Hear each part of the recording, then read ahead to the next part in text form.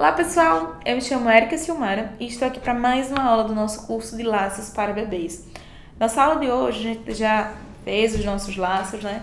Hoje a gente vai conversar sobre preço, como formar o preço, como dar um valor, né? Como precificar as nossas peças. Então, eu vou dar algumas orientações e no final eu digo como você deve fazer os cálculos, né? Para chegar a um valor para as suas peças, né? Baseado no que a gente fez aqui. Primeira orientação que eu dou: anote tudo. Tudo que você comprar, você anota. E assim, se você vai comprar material para fazer laço e material para fazer outra coisa, tenta comprar separado para você conseguir ter esse controle do que foi que eu gastei especificamente para fazer os meus laços.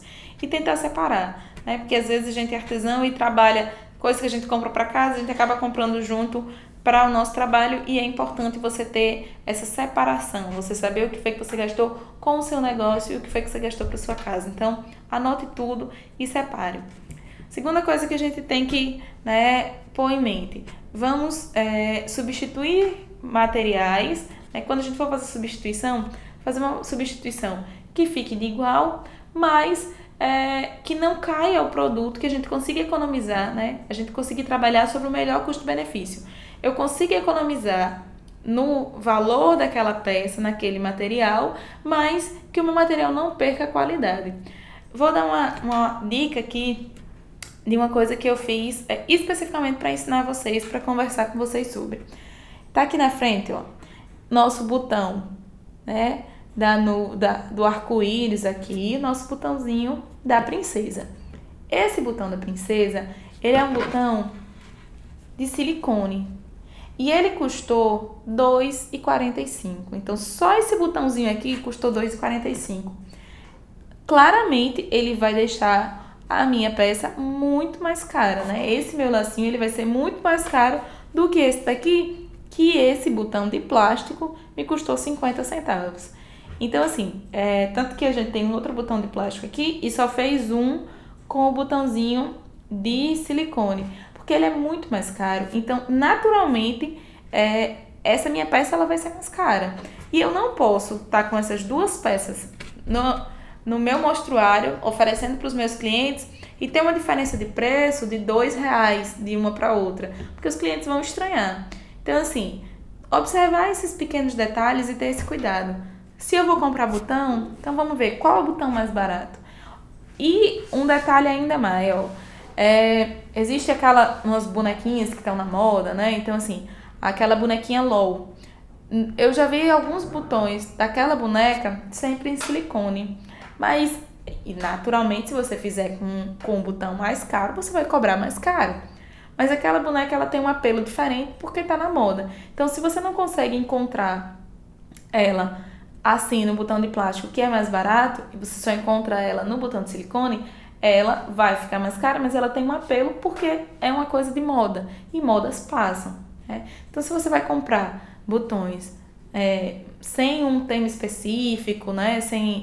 Sugiro que comprem, né? Tenham esse cuidado de comprar, né, um mais barato que surte no final, ó, o mesmo efeito, gente. O mesmo efeito. Outra coisa bem importante quando a gente fala de laços de bebês, isso é específico de laços de bebês, é o seguinte: a gente compra um pacotinho, uma meia, né, como eu mostrei a vocês no início do curso, e a gente consegue fazer ou 4 slings, né, que é esse daqui que a gente não costura, não faz nada, só corta, né, a gente faz 4 desses, ou 2 desse, né. Gente, o pacote tem um valor aqui, a gente comprou o pacote por R$ 2,50. Então, se eu fizer 2, vai ficar R$ 1,25. Esse meu lacinho aqui, essa meinha custou R$ 1,25. Já esta meinha aqui, ela custou pra mim, não custou nem 75 centavos, né? Ela fica R$ 2,50 dividido, ela custa pouco mais de 60 centavos. Então, assim, naturalmente, se eu for fazer ela, vai sair mais barato.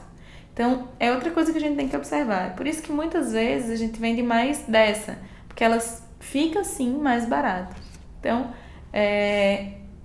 Aí é uma sugestão para você que está iniciando e que quer ter uma quantidade de material maior, você pode fazer mais delas assim, slim, e faz ela maiorzinha quando seu cliente solicitar, que é o mesmo fator da rendinha. Eu acho elas com a rendinha muito mais charmosas, né? Particularmente a rendinha é o que eu mais gosto. Mas a gente comprou 30 centímetros da rendinha, para uma criança maior teria que ser um pedaço maior, né? As que a gente fez todas têm 30 centímetros, e a gente comprou o mínimo, né? 30 centímetros é o mínimo que eu poderia comprar dessa rendinha. E essa rendinha é uma rendinha mais cara. Eu acho que se o preço dela, 1 metro, custa R$10, mais ou menos. Então, assim, apesar de ser mais charmosa, mais fofinha, é interessante que você tenha essas opções, mas que dê prioridade, né, àquilo que você consegue substituir sendo mais barato. Uma coisa super legal são as mantinhas de strass. Elas são super úteis, você consegue colocar em vários, e dá um efeito bem legal. E a gente compra uma fileirinha, né, que é 1 metro, por R$1,45. E a gente consegue colocar, olha, aqui, só no nosso curso eu consegui colocar em uns 4 laços tem ela, porque dá um charme. Então é uma peça, é uma coisa mais barata do que o próprio botão, que você consegue botar em muitas peças. Então, se você quer dar um charme, você pode usar ela. Como você pode usar esse laço aqui? Não ensinei no curso, né? A gente tem laços parecidos, esse aqui é só um modelo, e nesse daqui, ó, a gente, como tem uma fita mais brilhosa, faz um miolo simples, sem precisar colocar nada. Também dá super certo, né? Em lacinhos mais simples, em lacinhos menores, você pode fazer os conjuntinhos. Uma coisa também bem legal que a gente fez no nosso curso é usar o feltro, né? Não só a fita, mas o feltro. Você conseguir fazer, né, como aqui no nosso caso, uma florzinha de feltro, que aí sai super barato, porque o metro do feltro é R$14. Você conseguiria fazer inúmeras florzinhas de feltro. E aí dá um detalhe super legal e é uma ideia bem bonita para um laço também. Então, assim, com esse falatório todo, eu só quero dizer para vocês que a gente consegue substituir materiais, né? Deixando as nossas peças ainda muito sofisticadas, ainda muito bonitas e sem gastar tanto, tendo esse cuidado de economizar, como aqui no caso do botão, R$2 praticamente, né, de um botão para o outro, e quando eles têm o mesmo efeito. Ou mesmo preferir usar slim no lugar de usar a rendinha, por uma questão realmente de custo, né? Agora tem o seguinte, tem clientes que pedem a peça exclusivamente de um jeito. Então, esses clientes você atende, né, da melhor forma. Laços de bebês, eles estão sempre nesses três, em um desses três modos, né? Ou é a rendinha assim, ou é a meia, né, nesse modo slim, ou é meinha assim costurada, são os meios mais comuns, né, pela delicadeza que se deve ter. Mas aí você pode ver, né, para criança a gente faz esses mesmos laços, colocando em diademas, e aí você pode usar essas ideias também. Quando você for formar o preço, você tem que saber, são coisas que são muito importantes que você saiba. Primeiro, exatamente quanto você gastou de material, né? Quanto exatamente eu gastei de fita, quanto exatamente eu gastei no estresse, quanto exatamente eu gastei na meinha. Isso é extremamente importante para você cobrar o preço justo e não ter prejuízo, né? Isso é um fator extremamente importante. O segundo ponto que você deve fazer é calcular quanto tempo você gastou para fazer cada peça. Numa média, né, cada laço desse a gente leva mais ou menos, né, eu levo mais ou menos 20 minutos para deixar ele completamente pronto. Lógico que nas aulas a gente vai fazendo ele mais devagar, mas assim, no geral a gente consegue fazer 20 minutos, talvez até menos, cada lacinho desse. E aí, quanto é a minha hora de trabalho? E aí vamos calcular isso baseada no valor do salário mínimo, né? Quanto custa a hora de trabalho baseada no salário mínimo e quanto tempo eu gastei. Então, você faz esse cálculo, né? calcula quanto tempo você gastou, quanto se paga pela hora baseada no salário mínimo, para você ter um valor para colocar no preço da sua peça. Para além disso, você precisa do seu lucro, né? Quanto de lucro você vai colocar em cima de cada peça? Vai ser 20%, 30%, 40%? Então, você estabelece sua margem de lucro. Quanto você quer lucrar em cima daquela peça. Então, quando você calcula o preço que você pagou pelo material, né?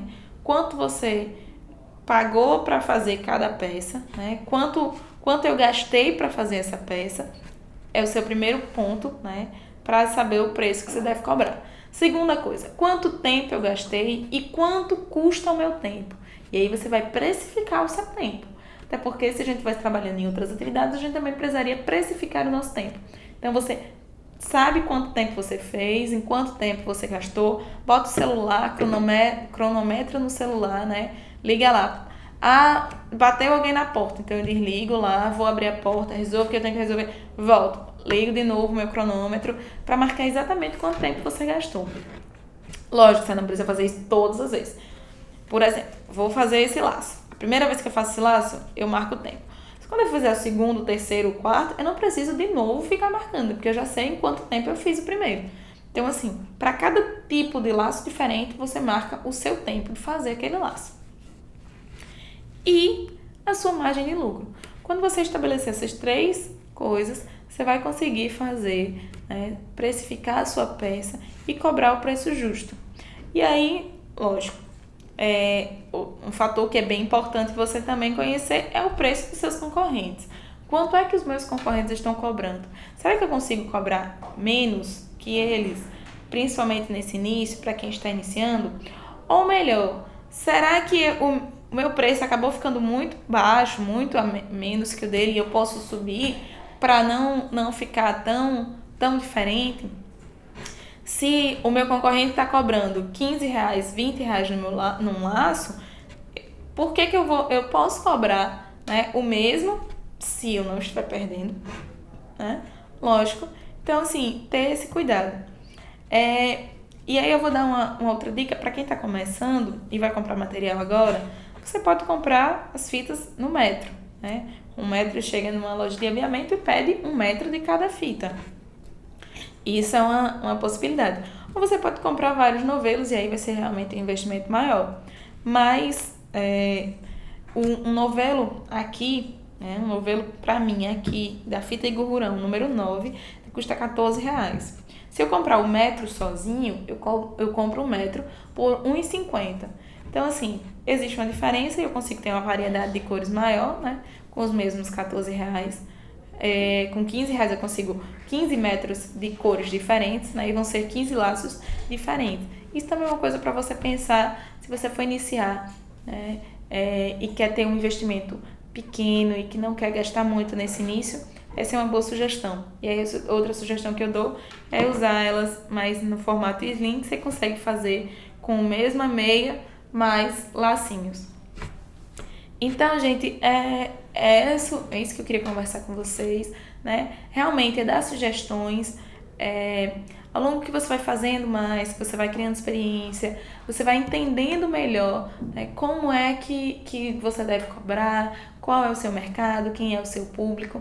A gente vai falar um pouco sobre mercado, um pouco sobre atendimento ao cliente ainda, mas assim, entenda, né, aonde você está comercializando suas peças e aí você vai conseguir, né, cobrar o preço justo para você e para o seu cliente.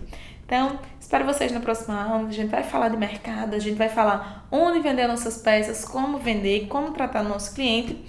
E a gente ainda tem uma aula bônus super legal que eu preparei assim, com muito carinho para vocês. Então, até mais!